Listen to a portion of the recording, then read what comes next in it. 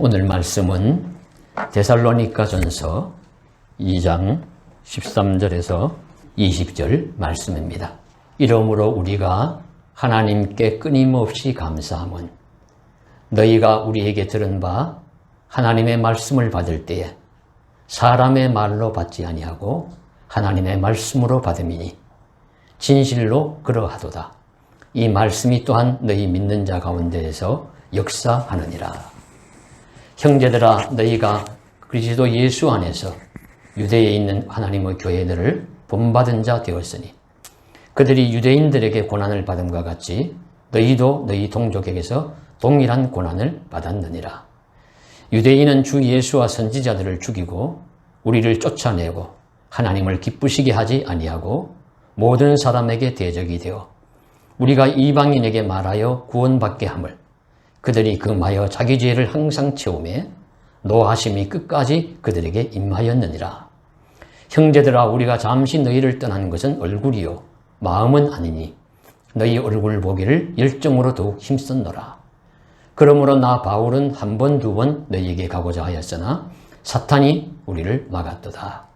우리의 소망이나 기쁨이나 자랑의 면류관이 무엇이냐? 그가 강림하실 때 우리 주 예수 앞에 너희가 아니냐.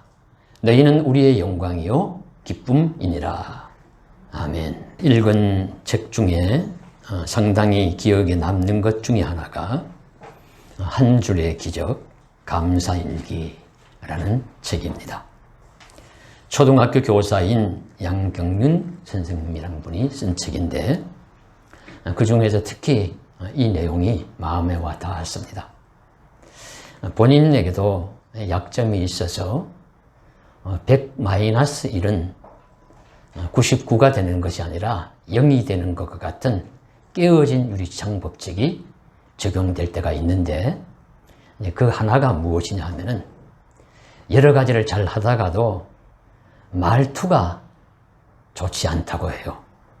그래서 결정적인 순간에 퉁명스럽고 짜증나고 날카롭고 비난 섞인 말투가 나와서 그것으로 인해서 일을 그르칠 때가 있고 많은 것을 잃을 때가 있다고 합니다. 그래서 100-1인 99가 돼야 되는데 깨진 유리창처럼 0이 되어버리고 말더라.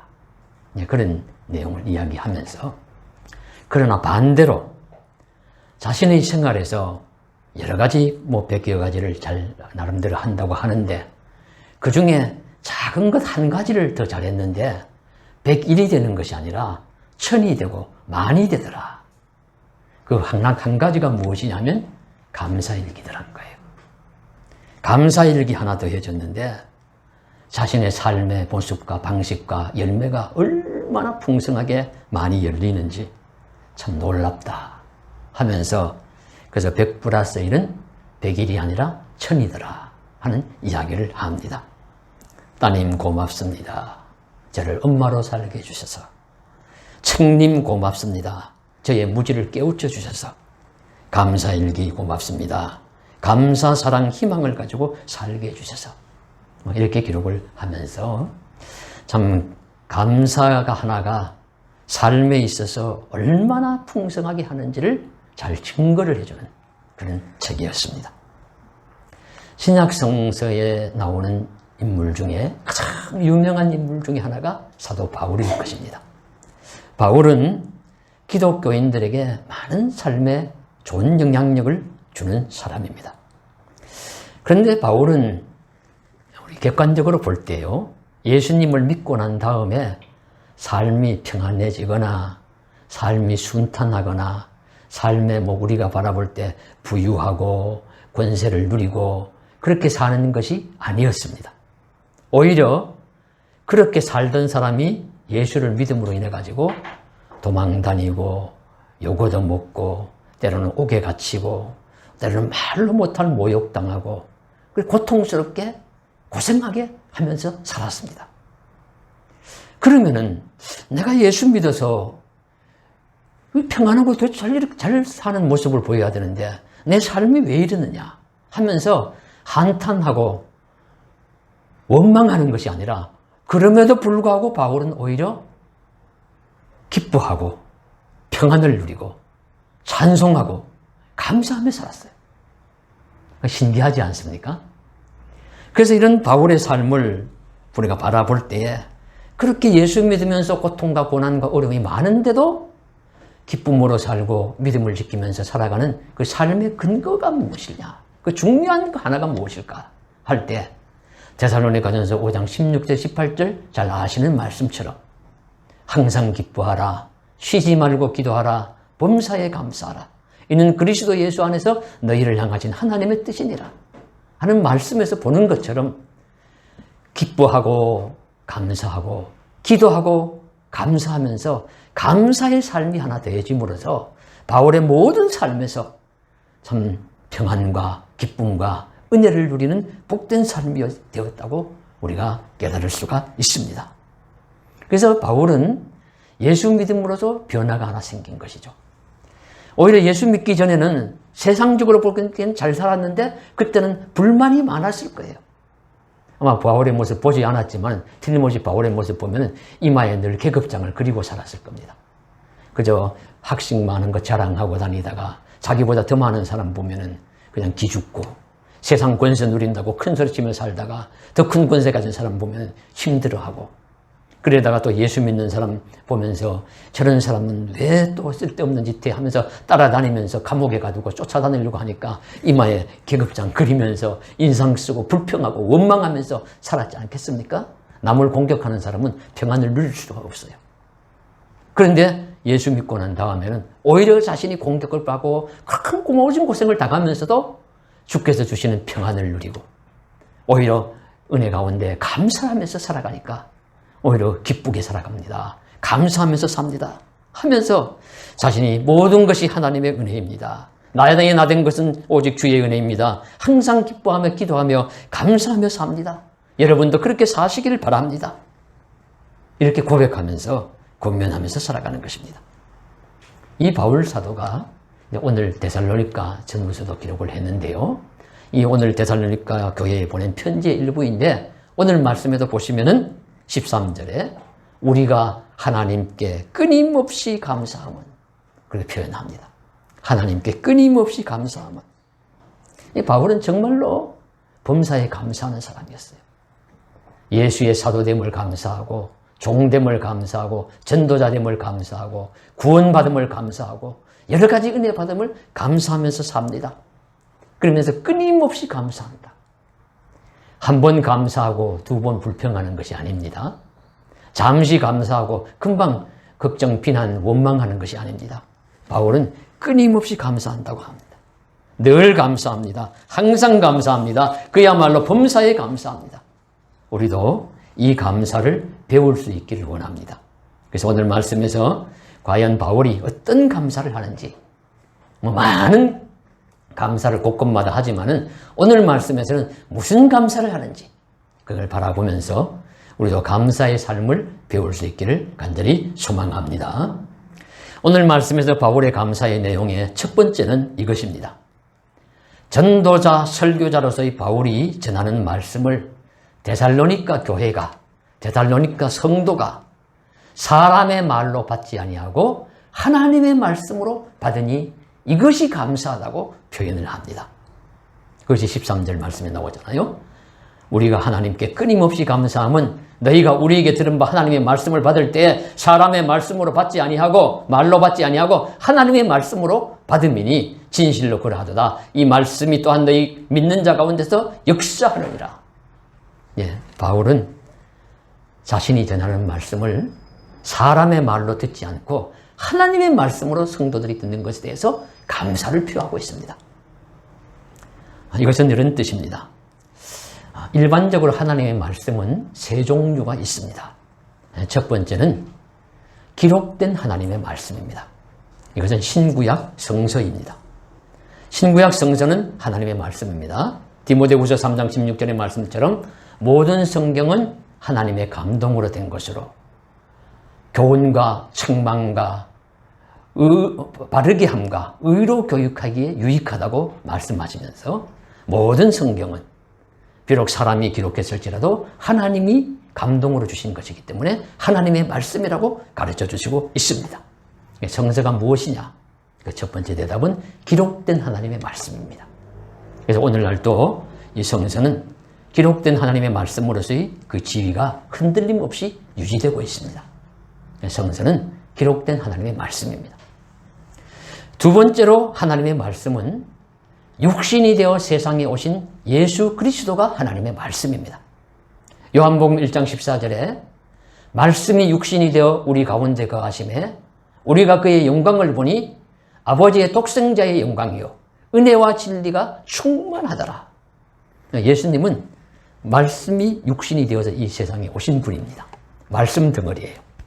그래서 예수님이 전하시는 산상보험과 같은 말씀도 하나님의 말씀이고, 예수님이 환자를 고치시고 어린아이들 쓰다듬어 사랑하시고 또 식사를 하시고 하시는 것도 하나님의 말씀입니다. 행동으로 보여주시는 하나님의 말씀입니다. 하나님이 이렇게 인간을 사랑하시는구나. 모든 병자를 고쳐주시는구나. 어린이를 사랑하시는구나 하는 그런 말씀입니다. 그래서 예수님 자신이 하나님의 말씀입니다. 하나님의 말씀이 더 있는데, 하나님의 말씀이 세 번째는 선포된 하나님의 말씀입니다.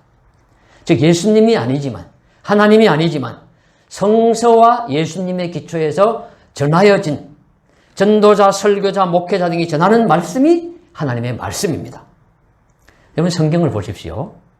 성경에 예수님이 직접 기록하신 말씀이 한마디도 없어요.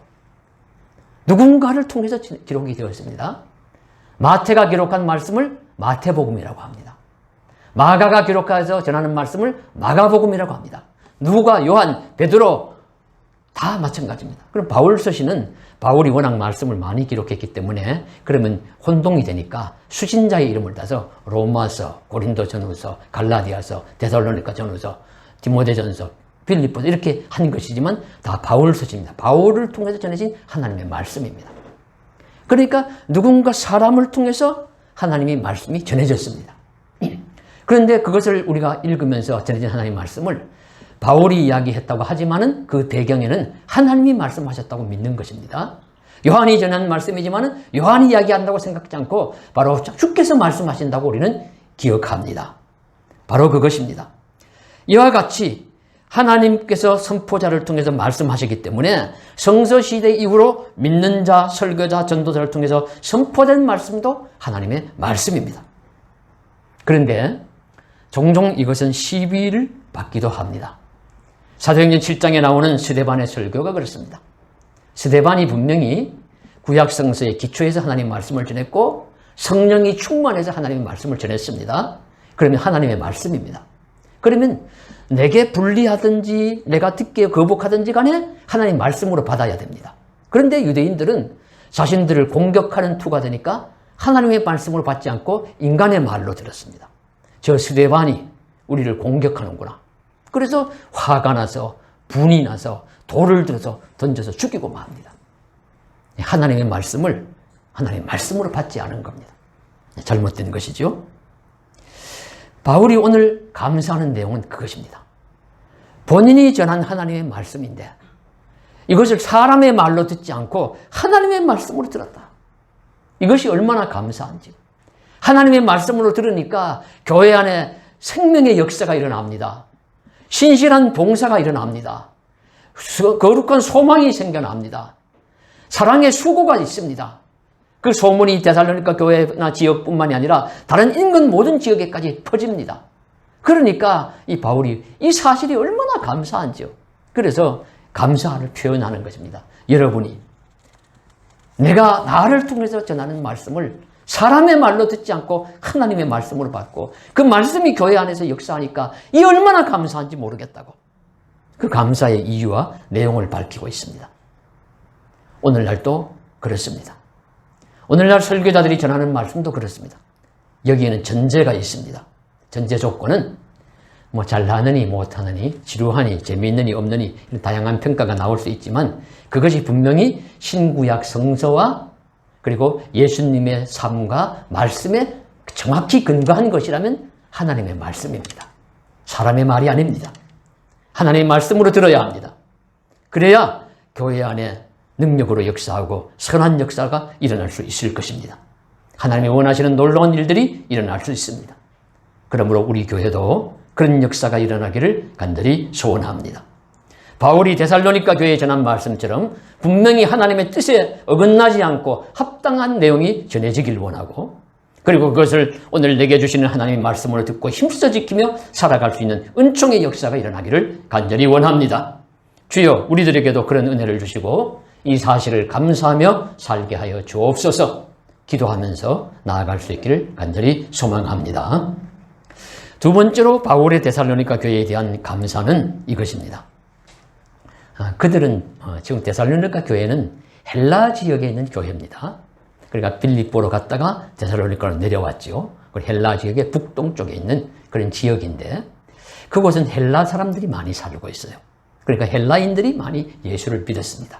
사도행전 17장에 보시면은 헬라의 기부인들도 예수를 많이 믿었다, 그렇게 표현하고 있습니다. 그런데 당시에 헬라인이든지 유대인이든지 예수를 믿으면 핍박을 받습니다.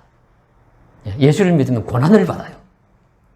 어디든지 마찬가지입니다. 왜냐하면 불신 권력인 로마가 지배를 하고 있고, 아직 기독교, 예수교에 대한 것이 세상에 잘 알려지지 않았기 때문에 사람들이 그저 잘못 이해하기도 하고 또 새로운 것에 대해서 핍박하기도 합니다. 그래서 예수를 믿으면 고난을 받습니다. 그런데 이 데살로니가 교회 교인들도 마찬가지로 예수를 믿음으로 말미암아 불이익을 당하고 많은 고난을 받습니다. 그럼 고난을 당하면 예수 믿으니까 힘드네, 고통스럽네 하면서 예수님을 믿는 것을 포기하거나 버리는 것이 아니라, 그런 많은 고난을 받고 고생을 함에도 불구하고 유대에 있는 성도들이 유대인들이 핍박할 때 견디는 것처럼 이방 지역에 있는 데살로니가 교인들도 이방 지역에서 유대인들이나 이방 사람들이 하는 공격이나 핍박을 잘 견디면서 믿음을 지키면서 살아갑니다. 이것이 감사한 거예요. 이것이 너무 고마운 것입니다. 예수를 믿음으로 인해서 삶의 고난을 당하지만 잘 견디면서 굳건히 신앙생활하는 모습을 볼 때 얼마나 대견하고 감사한지 그 모습을 칭찬하고 격려하고 있습니다. 그것이 바로 오늘 이제 14절, 15절, 16절에 나오는 말씀입니다. 형제들아, 너희가 예수 안에서 유대인은 하나님의 교회를 본받은 자 되었으니 그들이 유대인들에게 고난을 받은 것 같이 너희도 너희 동족에게서 동일한 고난을 받았느니라. 동일한 고난을 받으면서도 믿음을 잘 지키며 잘 견디며 살아갑니다. 여러분, 이런 경우 우리가 다 공통적으로 느끼지 않습니까? 우리가 사랑하는 분들이나 좀 아끼는 자들이 어떤 고통이나 고난에 굴복하지 아니하고 의연히 견디며 살아갈 때 그들이 매우 대견스러워요. 그리고 그 감사한 마음이 듭니다. 반대로 너무 쉽게 고난에 굴복하고 조금만 어려움이 와도 세상 다 끝난 것처럼 그냥 원망하고 불평하고 패배하고 낙심하고 도망치면은 우리도 실망이 돼요. 저렇게 약했나. 성서에서 하나님의 칭찬을 듣는 사람들은 어떤 사람들입니까? 일신상이 그저 무조건 평안한 사람들이 아닙니다. 대부분 고생하고 고통받고 고난받았지만은 의연히 잘 견디고 꿋꿋하게 나아가 믿음의 승리를 이룬 사람들입니다. 요셉을 보십시오. 창세기에. 요셉은 형들에게 미움을 받아서 종으로 팔립니다. 종살이를 하지만은 보디발이란 그 시위대장의 집에서 열심히 해가지고 신임을 받아서 가장 총무처럼 됩니다. 좀 이제 육신이 편안해지려고 하니까 그 주인의 아내가 유혹을 합니다. 유혹에 응하지 않고 거절했다고 해서 오히려 모함을 받아가지고 감옥에 갇힙니다. 감옥에서도 또 신실하게 생활해서 전옥이 열쇠를 다 맡길 정도로 신임을 받습니다. 그러다가 술 맡은 관원장, 떡 맡은 관원장이 와서 꿈을 꿨다고 해서 꿈을 잘 해몽해줘서 꿈대로 이루어집니다. 그래서 술 맡은 관원장이 석방이 될 때 날 좀 기억해달라고, 내가 히브리 소년이고 나는 잘못한 것이 없고 내 억울하게 지금 감옥에 가서 생활했으니까 나가시면 날 좀 잘 기억해서 이 감옥에서 석방되게 해달라고 그렇게 부탁을 했는데 이 사람이 나가서 잊어버리고 말아요. 1년, 2년. 이것이 요셉의 고생감입니다. 성서에 보시면요, 요셉이 내가 죽도록 고생한다는 이야기 한마디도 안 해요. 그리고 또 성서에서 요셉에게 요셉이 엄청나게 고생했다는 말 하지 않습니다. 그냥 말한 대로만 이야기합니다. 오히려 성서에서는 요셉이 하나님이 함께 하심으로 형통했더라. 형통했더라. 이렇게 말씀합니다. 그러나 우리가 요셉의 이야기를 읽을 때 요셉은 엄청나게 무지하게 고생한 사람으로 우리는 이해를 합니다. 왜냐하면 그 당시에 이방인으로서 종살이, 노예살이가 얼마나 힘들었을지 짐작이 가기 때문입니다. 뭐 인간 취급이나 받았겠어요? 그러다가 억울하게 모함받아 감옥에 가는데 신사처럼 오늘날 당신은 종신형이요 하면서 감옥에 가서 잘 사시오 했겠어요? 그래도 엄청나게 쳤을 것이고 저런 배은한 녀석이 있나 뭐 그렇게 하면서 뭐 인간 취급을 안 했을 겁니다. 그런 모욕과 고통과 실제적인 고난을 받으면서도 요셉이 살았다는 것을 우린 짐작하기 때문에 요셉이 이후에 형들을 용서하고 애굽의 총리 대신이 되고 했을 때 참 요셉이 그렇게 고생을 하더니만 고생 끝에 낙이 온다고 이렇게 결국엔 잘 사는구나. 하나님을 예수님을 잘 믿고 주의 은혜 가운데 살아가니까 이렇게 복을 받는구나 하면서 우리가 은혜를 누리고 그를 칭찬하고 그를 본받으려고 하는 것입니다. 욥기에 보면 욥의 고난이 나옵니다. 여기서는 이제 욥의 고난은 좀 실제적으로 또 다 나와요. 그저 가족 잃고 재물 다 잃고 몸의 건강 잃고 친구들 잃고 사람들로 모욕당하고 자신도 힘들다고 고통스럽다고 소리 비명 지르기도 하고 그래서 잘 나오지만 그래도 잘 견딥니다. 잘 견디기 때문에 하나님이 야고보서 5장 11절의 말씀처럼 보라 인내하는 자를 복되다 하나니 너희가 욥의 인내를 들었고 주께서 주신 결말을 보았거니와 주는 가장 자비하시고 긍휼히 여기는 이시니라 칭찬하십니다. 구약의 거의 모든 선지자들이 고난받고 힘든 삶을 살지만 예레미야 같은 선지자의 이야기를 읽어보면 또 우리 마음에 와닿을 정도로 그 고통이 우리 몸에 부딪힙니다. 그래서 예레미야는 이제 혼자서 또 우리 바른 말을 해요. 다른 모든 선지자들 거짓으로 평안합니다. 나라 잘 될 겁니다. 그런 예레미야는 하나님 말씀 들으니까 아니에요. 나라가 망해요. 이 나라 멸망한다. 예루살렘 멸망할 거라고. 그러니까 누가 그런 이 말 하더냐고 막 예레미야 때리고 감옥에 가두고 밥도 안 주고 물도 안 주고 막 그러잖아요. 그런 고난을 다 당해요. 그래도 그 견뎌내고 이겨냅니다. 신약시대의 성도들도 다 그런 고생 많이 했습니다. 당신은 그런 시대이기 때문에. 그래서 예수님께서도 그 사실을 보시고 마태복음 5장 11절에 나로 말미암아 너희를 욕하고 핍박하고 거짓으로 너희를 거슬러 모든 악한 말을 할 때는 너희에게 복이 있나니 기뻐하고 즐거워하라 하늘에서 너희의 상이 큽니다. 축복하고 격려하십니다. 그러니까 사람이 말을 하든지 하지 않든지 간에 정말로 고생하며 고난 속에서 살아가는 것 자체만으로도 이는 칭찬의 요소가 될 수 있고 감사의 내용이 될 수 있습니다. 내가 고생 너무 엄청나게 많이 해서 말하지 않아도 요셉의 삶처럼 이해가 됩니다. 가령 링컨을 우리가 세상 사람들이 많이 존경하지요. 링컨이 어떤 사람입니까? 링컨은 집이 너무 가난해서 초등학교도 졸업 못했어요. 그리고 시험도 많이 떨어졌습니다. 선거에도 많이 낙방했습니다. 그럼에도 불구하고 변호사가 되고 대통령까지 되었습니다. 링컨이 내가 이런 고생 많이 했다고 얘기하지 않아도 그것만 보면서도 우리는 링컨이 얼마나 고생 많이 했을지를 이해합니다. 어떤 가난한 가정에 사는 집사님이 연로하고 병든 부모님을 모시고 삽니다. 가난하면서도 또 가정에 노 부모님들이 병들었어요. 그분들을 수발하면서 살아가시는데 나와서 사람들 앞에 나 너무 힘들어요. 너무 고통스러워요. 말하지 않아도 사람들은 이해를 합니다.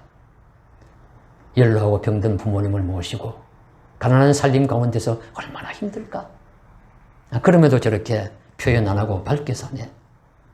이렇게 이제 참 하면서 그에게 위로를 할 것입니다. 결혼한 딸이 엄격한 시댁에 들어가서 산다고 가정해 보십시오.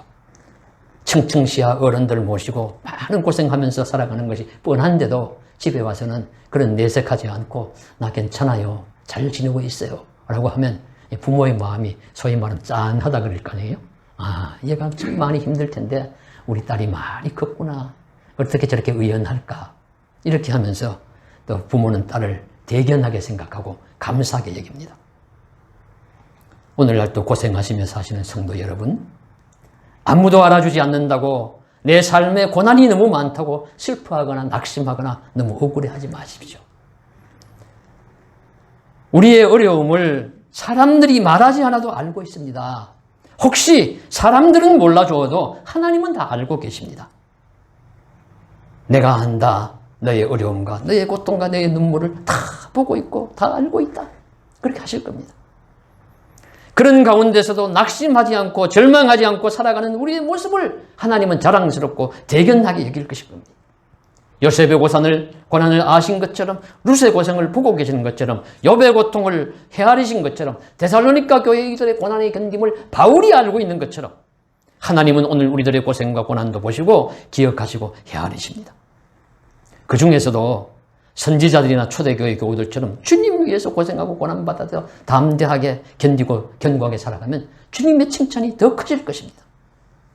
그래서 서울의 한 대형교회 목사님이 모스크바에 가서 한 250여 명의 그 인근 지역에 있는 선교사님 가정들과 함께 예배하고 찬양하고 이야기를 나누었다고 해요.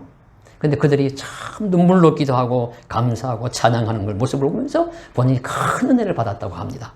왜냐하면은 그들이 내 선교지가 너무 어려워요. 고난이 많은 광야예요. 땅끝이에요. 라고 이야기하지 않아도 그들의 삶의 환경이 몸에 부딪혀 오기 때문입니다. 어려운 곳에서 고생하시니까 얼마나 힘이 들까? 그런 가운데서도 참 기쁨으로 찬송하고 감사하면서 열심히 사시는구나. 그렇게 하면서 이제 위로받고 은혜 받는 것이죠. 저도 오래전에 연변에서 한 2시간 정도 동쪽으로 들어가면 훈춘이라는 곳이 있는데 그곳에 가서 우리 조선족 우리 전도인들 한 30-40여 명 왔더라고요. 그 모임에 성서도 좀 가르치고 신학도 한 주간 동안 가르친 적이 있습니다. 근데 그 중에 한 30-40여 명 쭉 와서 매일 날마다 하는데 거기 중에 이제 탈북자들이 있다. 탈북한 우리 성도들이 있다 하면서 소개를 해요. 그래서 보니까 아주 젊은 청년들 같은데 한 3명인가 있습니다.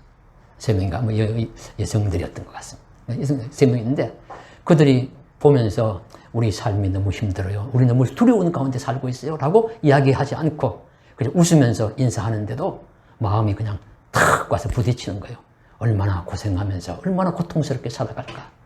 얼마나 쫓기면서 도망하면서 두려워하면서 살아갈까. 그런 가운데서도 그들은 날마다 저녁마다 성경, 성서 외우고 그리고 장춘인가 곳에서 열차를 10몇 시간을 타고 그 훈춘까지 왔대요. 참 고생하면서 사신구나 하는 그런 마음이 감동이 왔던 적이 있습니다. 바로 오늘 말씀이 이와 같습니다. 바울 사도가 데살로니가 교회의 성도들을 볼 때 감사의 마음이 생깁니다. 그들이 말하지 않아도 핍박받고 고난받음을 누구보다도 잘 알고 있기 때문에 그들의 견딤이, 그들의 인내가 그 가운데서도 꿋꿋하게 믿음을 지키며 살아가는 그들의 삶의 모습이 대견하고 한편으로 자랑스럽고 감사한 것입니다. 그래서 바울은 여러분들이 유대의 성도들과 같은 동일한 고난을 받으면서도 잘 견디고 있습니다. 잘하고 있습니다. 칭찬하며 격려하는 것이죠. 그래서 우리도 고난을 잘 견디는 삶을 살아서 우리의 믿음의 삶에 대한 하나님의 이러한 칭찬과 격려가 나타나기를 간절히 소망합니다. 그리고 세 번째로는 그래서 바울이 자신의 마음을 표현을 하지요. 편지를 보내면서 얼굴로 대면하지 못함을 아쉬워하면서 이렇게 이야기합니다. 우리가 여러분들을 얼굴은 떠나 있지만 마음은 아니다. 이 말은 우리가 마음은 여러분 가까이 있습니다. 얼굴은 서로 못 보지만 마음은 가까이 있습니다. 이렇게 이제 고백하는 것이고요. 그리고 보고 싶어서 한 번, 두 번 가려고 힘썼지만은 환경이 형편이 허락지 않았기 때문에 못 간 것을 사탄이 우리를 막았다. 그렇게 묘사를 합니다. 충분히 마음이 이해가 되시죠? 자, 그러면서 하는 말이 우리의 소망이나 기쁨이나 자랑의 면류관이 무엇이냐? 이렇게 이야기합니다. 우리의 기쁨이나 소망이나 자랑의 면류관이 무엇이냐? 예수 강림하실 때 바로 주 예수 앞에 있는 너희들, 여러분들이 아니냐고 말씀하고 있습니다. 바울의 소망이 무엇입니까? 믿음으로 살아가는 데살로니가 교회 성도들이 소망입니다. 바울의 기쁨은 무엇입니까?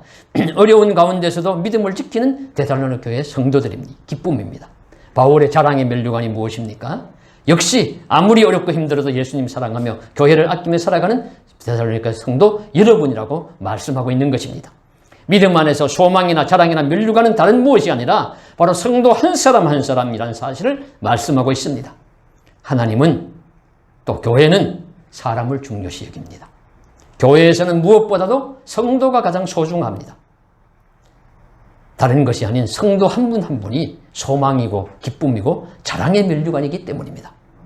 이것이 진실입니다. 다른 어느 곳에서보다 성도 한 분 한 분이 교회에서 소중히 여김을 받아야 합니다. 성도가 희망입니다.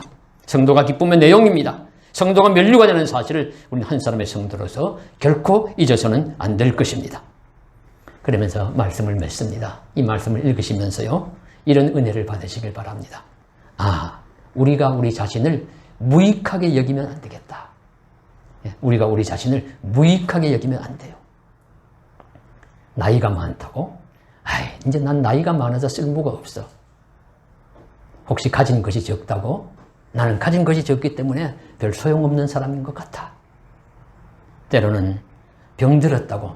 내가 병든 몸으로 이제 뭘 할 거야? 나는 만사에 쓸모가 없어. 라고 생각하시면 안 됩니다. 성서에 그런 이야기가 전혀 나오지 않습니다. 오늘 말씀에도 그런 이야기 안 나옵니다. 많은 고생을 하고 살더라도 설교자의 전하는 말씀을 하나님의 말씀으로 여기고 살아가고, 많은 고난을 받더라도 그 고난을 잘 견디고 살아가면은 그런 성도들에게 하나님은 말씀하시기를, 당신이 나의 평강이요, 나의 소망이요, 나의 영광이요, 나의 자랑의 면류관이요, 나의 기쁨이라고 하나님은 그렇게 지금 말씀하시고 있습니다.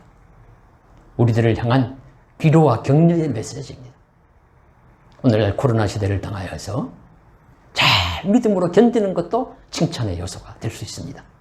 하나님이 보시고, 예수님이 보시고, 어려운 시대인데 내가 잘 살아가는구나, 믿음으로 잘 살아가는구나, 그렇게 말씀하시면서 내가 바로 나의 기쁨의 면류관이다, 그렇게 우리의 삶에 힘과 용기를 주실 줄로 믿습니다.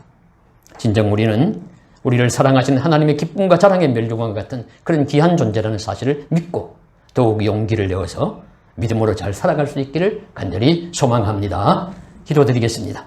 사랑하는 하나님 아버지, 오늘도 바울 사도가 끊임없이 감사하는데, 그것은 자신이 전한 말을 하나님의 말씀으로 받아들인 데살로니가 교회를 향한 감사요, 또는 고난을 받음에도 불구하고 유대에 있는 교회인들처럼 잘 믿음으로 견딘다는 사실에 감사하고 있습니다. 가서 한번 보고 싶고, 그 얼굴은 떠나 있지만 마음은 가까이 있고, 그러나 길은 막히고 그 힘듦을 표현하면서, 그러나 성도 한 사람 한 사람이 우리의 자랑의 면류관이요, 기쁨의 근거요, 그리고 소망이라고 그렇게 표현합니다. 하나님, 오늘날 우리들도 하나님 앞에서 그런 존재인 줄로 믿습니다. 보러 외모로나 삶의 모습으로는 보잘것없을지 모르지만 하나님 보시기에는 가장 귀한 보배와 같은 존재들이오니 그 사실을 유익한 존재인 줄 알고 소중히 여기면서, 또 피차 소중히 여기면서 믿음으로 살아갈 수 있도록 힘 더하여 주시옵소서.